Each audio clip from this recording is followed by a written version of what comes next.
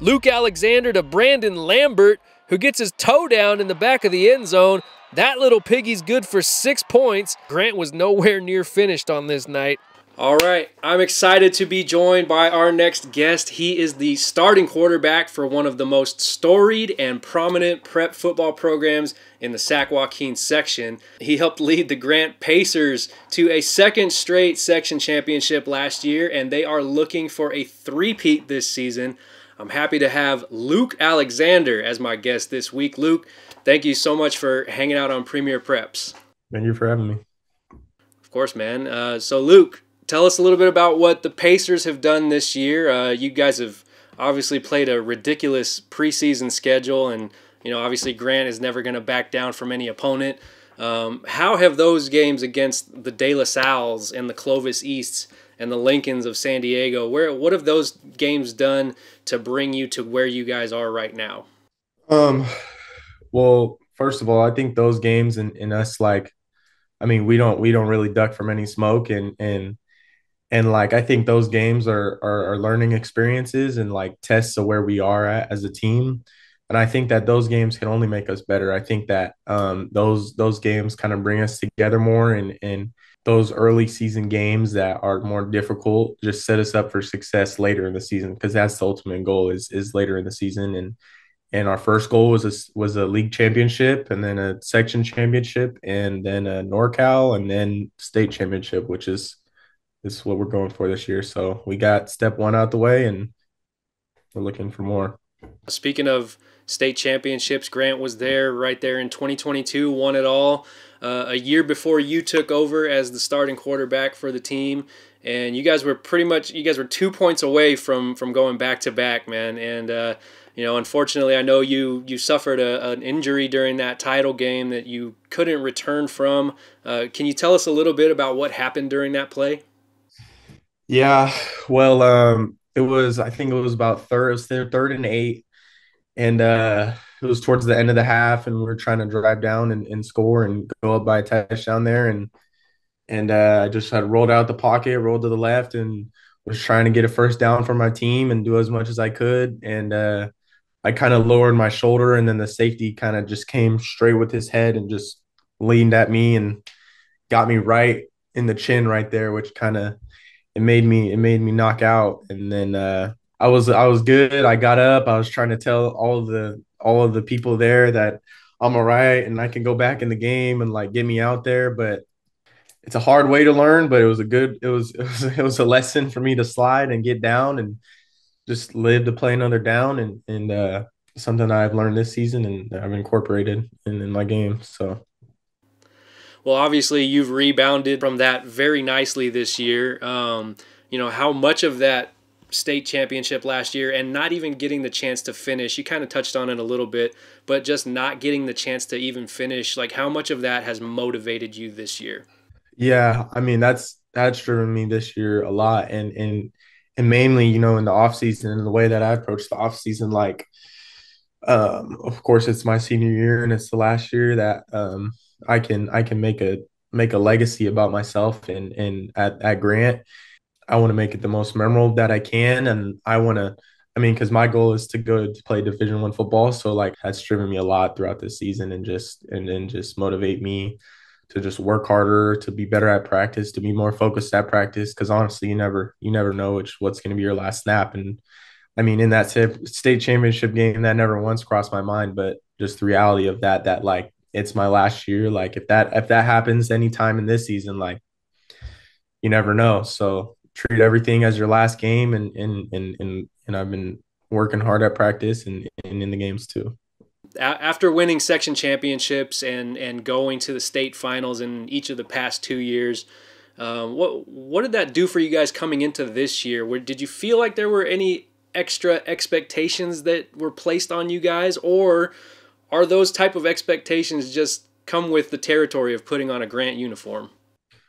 I think it's a little bit of both. They definitely were. There were a lot of expectations for us, just kind of coming off of 2 great years of success. Even though we didn't win the state championship last year, there's still a lot of great things that came out of that year and a lot of great things that we did. So those expectations are there, but they're also just going to be there with the type of program that we are. We wouldn't want it any other way. We wouldn't want it to not have expectations. Like we know what it is. Teams know who we are. Teams know how we rock. Like it's no unknown thing that we're an elite program.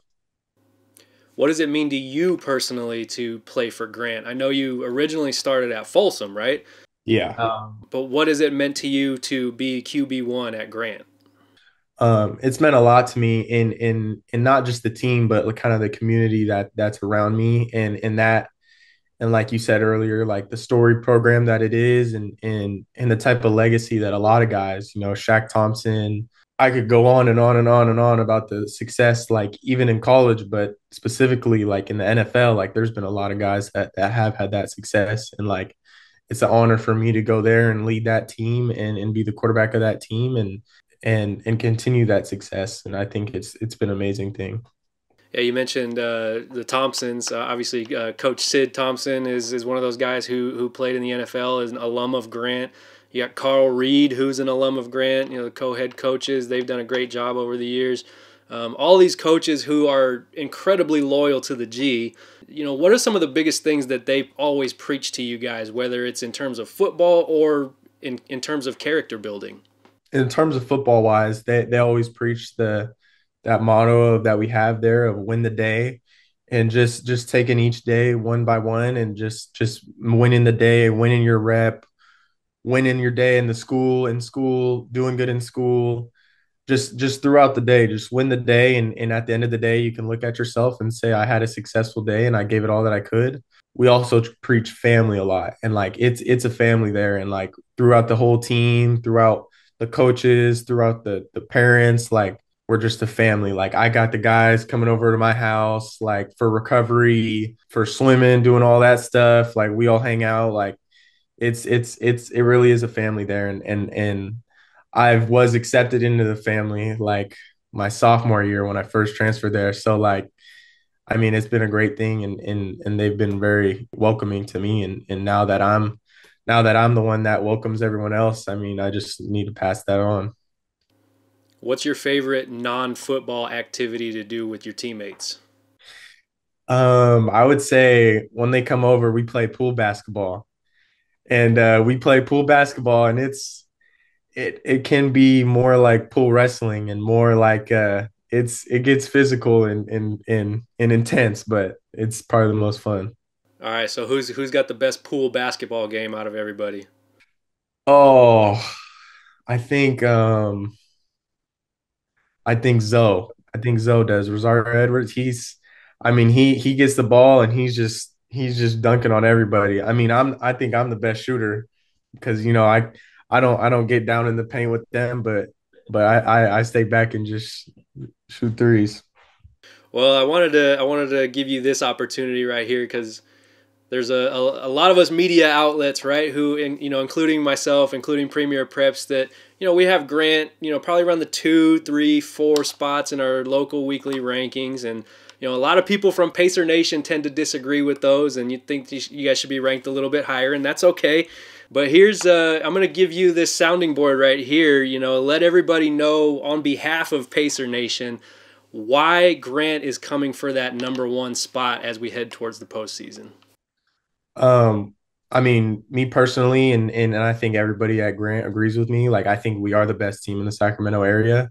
I think that the teams that we played have been super difficult, and like we've had the hardest schedule in all of Sacramento, to be honest, in the way of like the big teams that we've had to play. So like, I think sometimes people mistake those losses for just being losses, and I think that they don't realize the pedigree of opponents that we've been playing, and like the teams that we do play in the Sacramento region, like we handle them, and I think we deserve that #1 spot.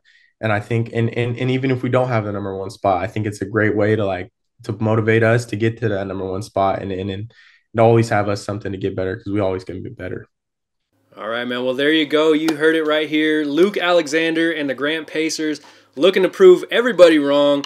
They're looking to defend their section championships and go for a SAC-JOAQUIN section three-peat this year, and also try to handle some unfinished business and get back to the state title game for the 3rd straight year and get over that hump for the 2nd time in 3 years again.